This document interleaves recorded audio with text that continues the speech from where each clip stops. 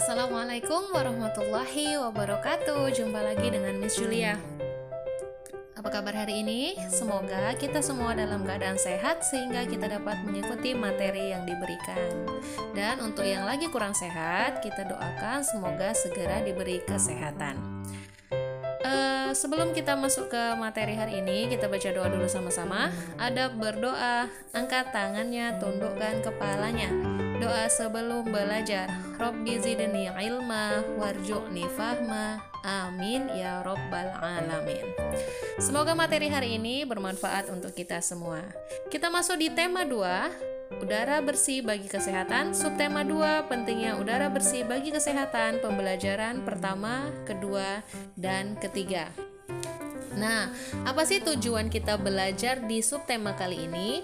Yang pertama yaitu setelah belajar, siswa bisa menemukan informasi tentang penyebab terjadinya gangguan pada organ pernapasan.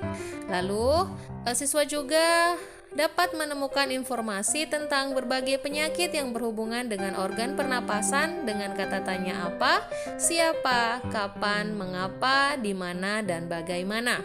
Yang ketiga, setelah mempelajari tentang tema hari ini, siswa dapat mengetahui karya tari daerah menggunakan properti. Selanjutnya, siswa dapat membedakan hak dan kewajiban sebagai masyarakat. Dan yang terakhir, siswa dapat mengidentifikasi jenis-jenis usaha yang dikelola sendiri maupun secara kelompok. Oke, kita masuk ke materi kita hari ini.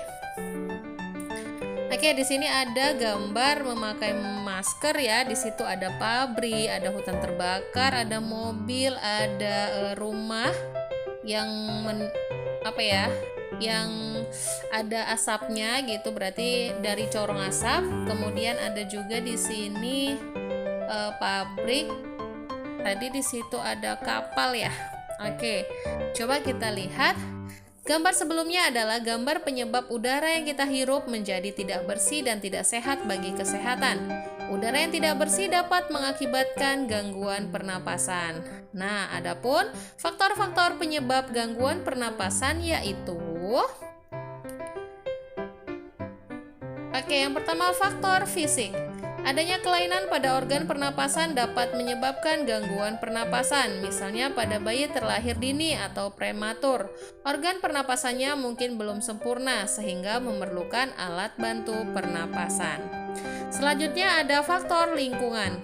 Kita bernapas untuk menghirup oksigen. Lingkungan kotor, asap kendaraan, asap pabrik, dan asap rokok mencemari udara. Udara tercemar menyebabkan ketersediaan oksigen menipis sehingga kita merasa sesak saat bernapas. Selanjutnya, faktor penyakit. Banyak penyakit menyebabkan gangguan pada pernapasan, misalnya influenza, asma, bronkitis, emfisema, dan kanker paru-paru. Nah, itulah tadi faktor-faktor penyebab gangguan pernapasan. Untuk menghindari kita dari gangguan pernapasan, kita harus selalu menjaga kesehatan tubuh dengan berolahraga dan mengkonsumsi makanan yang sehat. Oke, berikut tentang penyakit asma. Asma merupakan penyakit penyumbatan saluran pernafasan yang disebabkan oleh alergi. Pencetus alergi misalnya udara dingin, rambut, bulu, kotoran, debu, atau tekanan psikologis.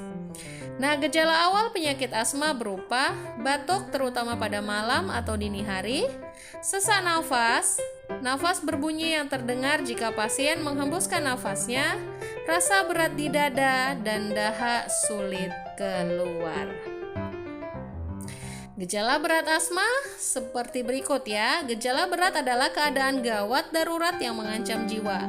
Gejala berat asma meliputi serangan batuk hebat, sesak napas yang berat, napas tersenggal-senggal, sianosis atau kulit kebiruan yang dimulai dari sekitar mulut, sulit tidur atau posisi tidur yang nyaman adalah dalam keadaan duduk, dan kesadaran menurun.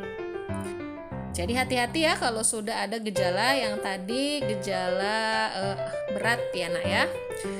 Oke, sekarang kita masuk ke properti tari. Gambar di samping adalah tari topeng, salah satu contoh tarian yang menggunakan properti berupa topeng. Berikut adalah contoh lain tarian yang menggunakan properti. Oke, ini gambarnya tentang tari topeng. Jadi langsung ya propertinya berarti topeng gitu. Oke, di sini ada tari piring. Berarti dia properti yang paling gampang kita lihat adalah dia menggunakan piring ya. Selanjutnya tari kipas pakarena, berarti properti yang digunakan yang paling mudah kita identifikasi adalah menggunakan kipas. Oke, kita lanjut ke hak dan kewajiban sebagai warga masyarakat. Oke, pada subtema 1 kamu telah mengetahui makna tanggung jawab dan jenis-jenis tanggung jawab sebagai warga masyarakat. Selain tanggung jawab, kita juga mempunyai hak dan kewajiban sebagai warga masyarakat. Hak dan kewajiban tersebut harus dilaksanakan secara bertanggung jawab oleh pihak yang bersangkutan. Orang yang tidak melaksanakan hak dan kewajibannya dapat dikatakan sebagai orang yang tidak bertanggung jawab. Oke, hak sebagai warga masyarakat. Hak berarti sesuatu yang mutlak menjadi milik seseorang dan penggunaannya tergantung kepada orang yang bersangkutan.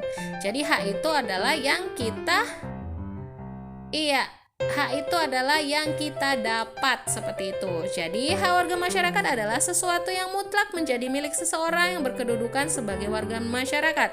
Bentuk hak warga masyarakat sebagai berikut: mendapatkan perlindungan hukum, mendapatkan pekerjaan dan penghidupan yang layak, menikmati lingkungan bersih, hidup tenang dan damai, bebas memilih, memeluk dan menjalankan agama, berpendapat dan berorganisasi, serta mengembangkan kebudayaan daerah. Itu tadi adalah hak. Ingat ya, hak itu adalah sesuatu yang kita dapat. Nah, kewajiban berarti sesuatu yang harus kita lakukan dengan penuh rasa tanggung jawab. Kewajiban berarti hal-hal yang harus kita berikan. Kalau hak tadi yang kita dapat berarti kewajiban yang harus kita berikan. Jadi, kewajiban warga masyarakat adalah sesuatu yang harus dilakukan seseorang sebagai warga masyarakat dengan penuh rasa tanggung jawab. Bentuk kewajiban masyarakat sebagai berikut: memenuhi aturan atau norma yang berlaku dalam masyarakat, menjaga ketenangan dan ketertiban lingkungan masyarakat, mengikuti kegiatan yang ada di lingkungan setempat, menghormati tetangga di lingkungan tempat tinggal, membantu tetangga yang terkena musibah, menjaga kebersihan lingkungan tempat tinggal. Jika kita melaksanakan hak dan kewajiban sebagai warga masyarakat, pasti akan menjadikan lingkungan setempat tenang dan nyaman bagi seluruh warga masyarakat. Jadi antara hak dan kewajiban yang perlu kita lakukan dulu adalah kewajiban ya, baru kita bisa menuntut hak. Jangan terbalik, asik hak aja yang kita minta, mana hak kami, tapi kewajiban tidak pernah kita laksanakan. Oke, selanjutnya jenis usaha ekonomi yang dikelola sendiri ataupun kelompok. Jenis usaha yang dikelola sendiri yaitu usaha yang dikelola sendiri disebut usaha perorangan. Usaha ekonomi ini memiliki modal terbatas dan biasanya dikelola secara sederhana. Contohnya adalah usaha pertanian, usaha perdagangan, usaha jasa, dan industri kecil. Untuk keterangannya, kamu boleh pause video ini kemudian dibaca ulang atau ada di halaman 67 ya. Oke, sedangkan jenis usaha ekonomi yang dikelola sendiri ataupun kelompok, yang kedua itu ada jenis usaha yang dikelola kelompok. Usaha ekonomi ini dikelola secara bersama, baik modal, pengelolaan, maupun keuntungan. Bentuk usaha ekonomi bersama adalah sebagai berikut. Contoh adalah firma, persekutuan komanditer, perseroan terbatas, badan usaha milik negara, dan koperasi. Oke, untuk keterangannya lagi-lagi, pausekan video Miss Julia, kemudian dibaca ulang ya. Oke, see you in the next video. Jumpa lagi di video selanjutnya. Semoga kita semua dalam keadaan sehat. Thank you for your attention. Jangan lupa ya nak untuk selalu menjaga ibadah hariannya. Karena apalagi di masa pandemi, selalu Miss ingatkan untuk menjaga aman, imun, dan iman. Oke, thank you for your attention. We close our meeting today with say hamdalah. Alhamdulillahirabbil alamin. See you next time. Assalamualaikum warahmatullahi wabarakatuh. See you.